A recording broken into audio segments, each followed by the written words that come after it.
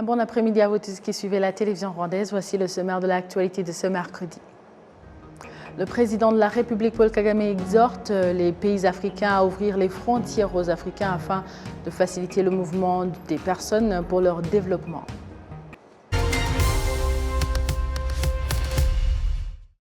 Bonjour et bienvenue à la grande édition de la télévision rwandaise. Le président de la République, Paul Kagame, exhorte les pays africains à ouvrir les frontières aux Africains afin de faciliter le mouvement des personnes pour leur développement. Le point avec Assim Youssef.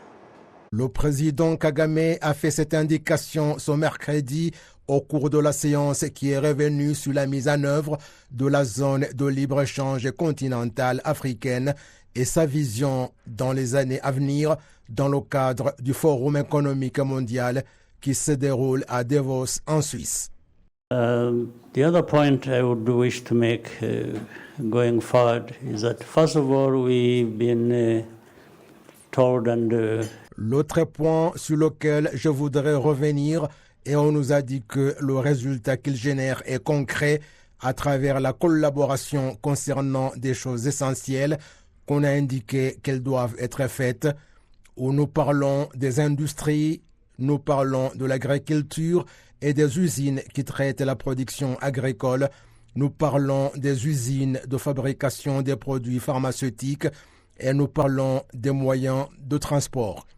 Je suis convaincu que tout cela est essentiel et aide de différentes manières, mais nous devons réaliser ce qui nous concerne et dans d'autres domaines.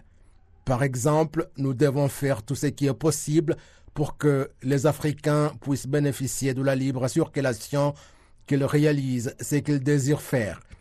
Dirigeants, il y a des fois que la politique s'y mêle et entrave des activités essentielles comme celle-là. Nous devons réaliser ce qui nous concerne de façon que cela ne devienne un problème. L'intérêt ici de l'investissement, c'est que tout le monde puisse avoir des bénéfices. Nous devons nous assurer que nous travaillons ensemble pour que cela puisse se réaliser. And we should make sure that we come together, we work together for this to happen.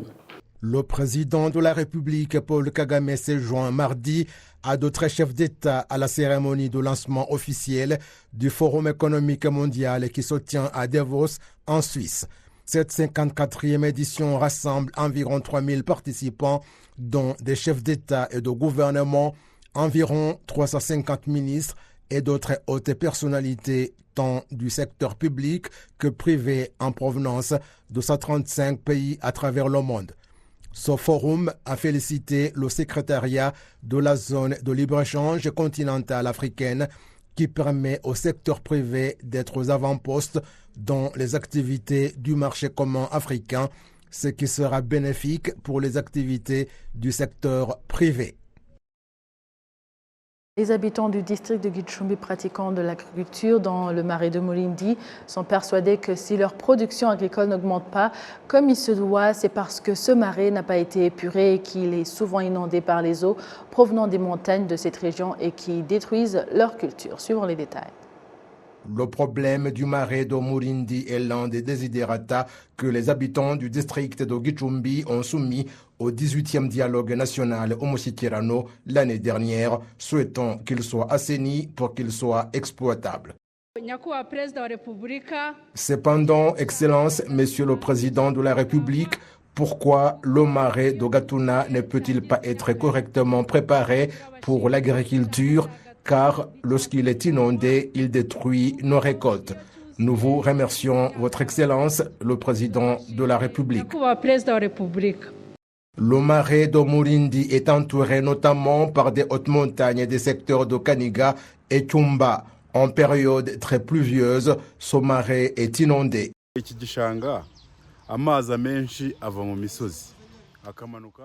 L'eau descend des montagnes vers le marais et lorsqu'il est inondé, les cultures sont détériorées.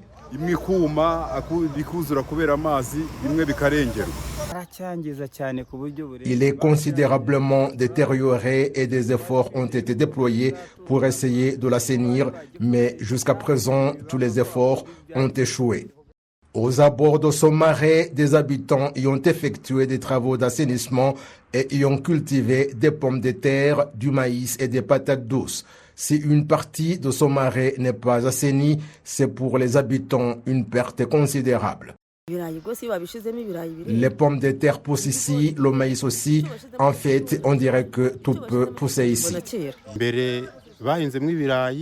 Suite aux inondations, les pommes de terre qui avaient été plantées ici l'année dernière se sont détériorées, ainsi que les haricots, ce qui décourage sérieusement les agriculteurs.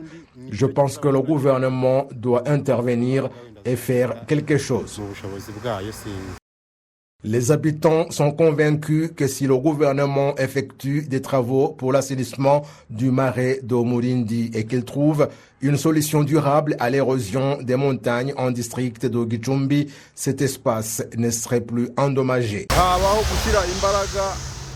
Des efforts doivent être fournis pour réduire l'eau qui descend des montagnes et le gouvernement doit également nous aider à drainer celle qui va vers le marais. Bien conservée, l'eau peut être utilisée pendant la saison sèche en irriguant les cultures, notamment les légumes.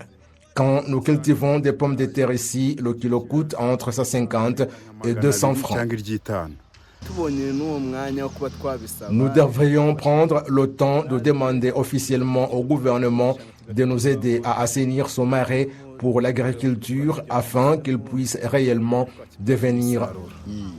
Le ministre de l'Agriculture, le docteur Ildefonse Moussafiri, indique que ce marais est parmi les zones marécageuses que le projet CDAT va traiter lorsque les travaux d'assainissement vont débuter en juin. À propos de l'augmentation de la production, nous avons des projets et les activités d'irrigation notamment vont se poursuivre et le marais de Gatuna, pour lequel les résidents posent des questions, sera réhabilité. Le processus est en cours et nous pensons qu'au plus tard en juin de cette année, toutes les activités du projet auront commencé. Le marais de Mulindi a une superficie d'environ 1200 hectares, mais sa vins n'ont pas été assainis. Les catastrophes suite aux pluies abondantes depuis octobre dernier ont emporté la vie de 28 personnes, dont 11 en ce mois de janvier. Le ministère en charge des situations d'urgence rassure être en collaboration avec d'autres organes pour que les sinistrés puissent rapidement bénéficier du soutien d'urgence.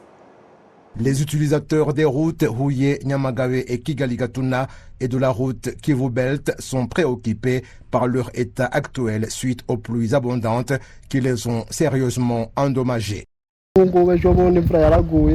Il y a quelques jours que la pluie est tombée et les véhicules n'ont pas pu circuler, notamment une ambulance qui transportait une dame à l'hôpital qui a été obligée de mettre au monde son enfant sur la route.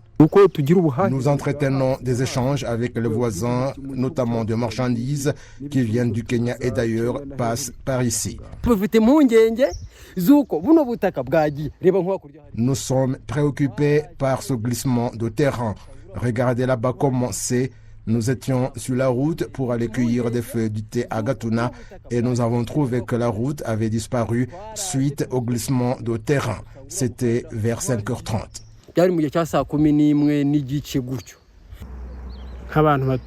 En tant que résidents dans cette zone, avec le pays voisin, nous avons mutuellement besoin des choses nécessaires pour les populations de part et d'autre. La pluie de lundi a endommagé non seulement les routes, mais également des habitations. En district de Kichukiro, dans la ville de Kigali notamment, une clôture est tombée et a endommagé 2 maisons. Je suis sorti pour voir ce qui se passe et j'ai vu que la clôture de notre voisin est en train de s'écrouler sur notre maison. Dieu merci que personne n'a été blessé, mais c'est plutôt des matériaux qui ont été endommagés. En province du Sud, la pluie s'est abondamment abattue sur les districts de Gisagara et Huye. Certains habitants déplorent la destruction de leurs maisons et la détérioration de leur culture. J'ai entendu l'enfant dire que les tuiles sont en train de tomber et lorsque je suis sorti, j'ai vu que c'est un arbre qui a été déraciné et qui s'est écroulé sur la maison. Une pluie très abondante, mais je n'étais pas là et mon époux non plus et les enfants étaient seuls à la maison. Heureusement qu'ils n'ont pas eu de problème, mais les objets ont été endommagés et la maison s'est fortement inclinée. Depuis le mois d'octobre dernier, environ 4000 familles dans 14 districts du pays ont été placées en lieu sûr après qu'il ait été constaté qu'elles résident dans des zones à risque et que le programme de les installer durablement est déjà en cours. Le secrétaire permanent au ministère en charge des situations d'urgence, Ayounchouti Philippe, indique qu'ils sont en étroite collaboration avec les districts qui ont été touchés afin que l'aide d'urgence puisse parvenir aux personnes affectées. Compte tenu de ce qui s'est passé dans le passé et en considérant ce dont les gens ont besoin en situation d'urgence, on s'attelle à les trouver avant et lorsqu'il y a un problème, le secours se déroule comme il faut et rapidement. Cela se fait toujours, mais il ne faudrait pas qu'il y ait quelqu'un qui nous échappe alors que nous savons que là où il réside, il peut faire face à un problème suite à cette pluie qui semble anormale. Nous collaborons avec le district et les citoyens bénéficient du soutien selon ce dont on a besoin et la situation qui prévaut. À propos des routes qui sont endommagées et bloquent les échanges, la Direction générale de l'Agence rwandaise en charge du développement du transport RTDA a rassuré qu'il y a une intervention qui se fait nuit et jour pour que les routes soient de nouveau praticables. Nous avons débuté les travaux ce matin par la montagne qui est du côté haut de la route et nous collaborons avec le district et l'organe de sécurité routière pour trouver une route passant par la montagne. Alors que je vous parle, les travaux sont en cours et nous allons travailler toute la nuit pour qu'au matin la route soit praticable entre Ouye et Nyamagabe. Si nous libérons la route demain, cela sera de manière temporaire, c'est-à-dire que la route était en bitume, mais nous trouvons une autre en latérite sur la montagne pour permettre le mouvement de personnes. Les statistiques du ministère en charge des situations d'urgence révèlent qu'un peu partout sur le territoire national, 28 personnes sont décédées suite aux catastrophes naturelles et 98 sont blessées.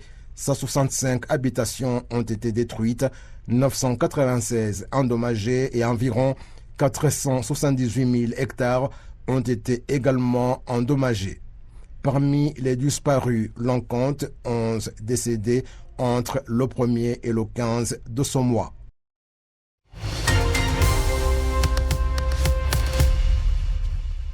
Traversons les frontières nationales pour voir ce qui se passe ailleurs dans le monde. Ici d'abord en Afrique, le Mali s'offre l'Afrique du Sud et la Namibie surprend la Tunisie. Grâce à leur victoire sur les Bafana, les Maliens ont pris la tête du groupe E de la CAN avant le choc face à la Tunisie samedi. Suivant. Le Mali exulte. Les Aigles ont pris la tête du groupe E de la phase de groupe de la Coupe d'Afrique des Nations de football après leur victoire 2-0 devant l'Afrique du Sud mardi à Korogo. Une victoire laborieuse, les Bafana ayant montré un beau visage. Prochain rendez-vous pour le Mali samedi dans le duel des Aigles. Les Maliens affronteront les Tunisiens. Les Aigles de Carthage tenteront de se relancer après avoir été battus par les Namibiens 0-1. Une surprise, tant sur le papier, les Aigles de Carthage partaient favoris. La Namibie occupe la deuxième place du groupe E. Dimanche, elle sera face à l'Afrique du Sud dans un duel quasi fratricide. Continent africain, la Coupe d'Afrique des Nations 2024, dont la phase finale se dispute en Côte d'Ivoire, se poursuit ce mercredi avec en lice le Maroc qui va croiser les fers avec la Tanzanie à 19h et la RDC qui sera aux prises avec la Zambie à 22h. Alors que la Côte d'Ivoire n'a pas les signés pour se doter d'infrastructures modernes pour cet événement grandiose pour le football africain, le Rwanda va très bientôt et pour être précis au mois de mai de cette année, être en possession du stade Amahoro, son joyau dont les travaux sont actuellement à hauteur de 80%. Pour en savoir plus, suivons le récit de Kassim Youssouf. Lorsqu'on arrive au site où était l'ancien antre du football rwandais, on est accueilli par le vrombissement des véhicules lourds en plein travail. Les travaux de rénovation du stade Amahoro se poursuivent pour qu'il soit parmi les meilleurs ou tout simplement le stade le plus moderne dans la sous-région. La direction générale en charge des infrastructures sportives au ministère des Sports indique que les travaux de construction, tant à l'intérieur qu'à l'extérieur du stade, sont à hauteur de 80% et que, pas plus tard que le mois de mai cette année, ils seront achevés. 80%, c'est le niveau d'avancement de tous les travaux parce que le projet englobe tout cela. Et si ce n'est pas encore 100%, c'est parce que pour chaque partie du projet, il y a des choses qu'il faut encore réaliser. Par exemple, ici, nous sommes en train de finaliser la pose de la toiture et les travaux avancent bien. Il y a également les travaux de carrelage dans les salles à l'intérieur qui se poursuivent et il y a d'autres travaux de finissage en cours. Il y a également des travaux qui seront effectués ici pour la pose de la piste d'athlétisme. Au petit stade, on procède maintenant à l'embellissement de l'extérieur. Travaux donc qui se poursuivent tout comme à la salle paralympique. Et puis, au terrain d'entraînement, les plateformes sont déjà prêtes et il ne reste que la pose de pelouse. Si l'on prend tout cela ensemble par rapport à tous les travaux qui devaient être exécutés, c'est ce qui constitue le 20% pour dire que c'est 80% qui est achevé.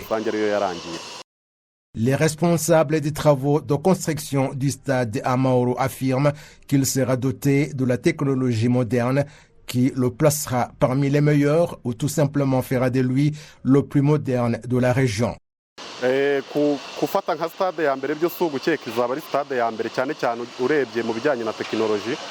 Être le meilleur de la région, il n'y a aucun doute là-dessus, surtout en ce qui concerne la technologie. C'est en fait un stade qui comprend dans sa structure la technologie moderne, à commencer par ce terrain-ci qui est construit selon la technologie hybride, c'est-à-dire avec du gazon semi-naturel et semi-synthétique, avec comme résultat que les utilisateurs ont la performance comme s'il s'agit de la pelouse naturelle et surtout la maintenance est facile parce que c'est comme si on l'a fait pour la pelouse synthétique qui n'est pas chère. C'est là la première différence et la deuxième, c'est la piste d'athlétisme qui sera mise ici, qui sera équipée d'un système de suivi automatique de la performance des athlètes et le stade sera doté d'un système de vente de tickets informatisés selon la place désirée. Telles sont quelques particularités. Et puis, le système de maintien de la sécurité est très moderne.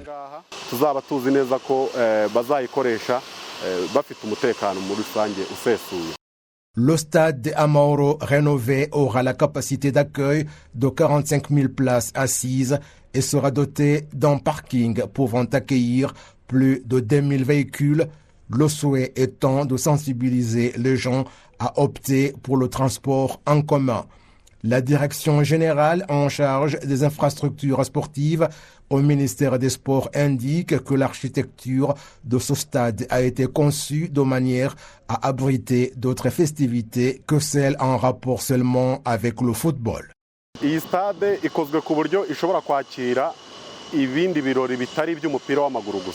Ce stade est réalisé de manière à accueillir d'autres activités que des matchs de football, comme vous l'avez demandé. On peut y organiser des concerts.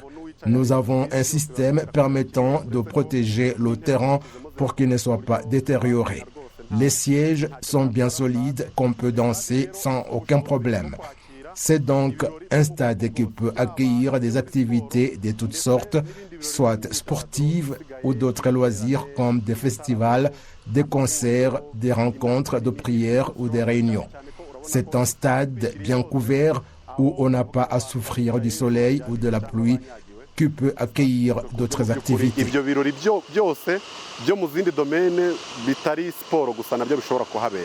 Il est prévu que tous les travaux de rénovation du stade Amahoro et de toutes les annexes seront achevés au mois de mai, date à laquelle il sera présenté au gouvernement du Rwanda.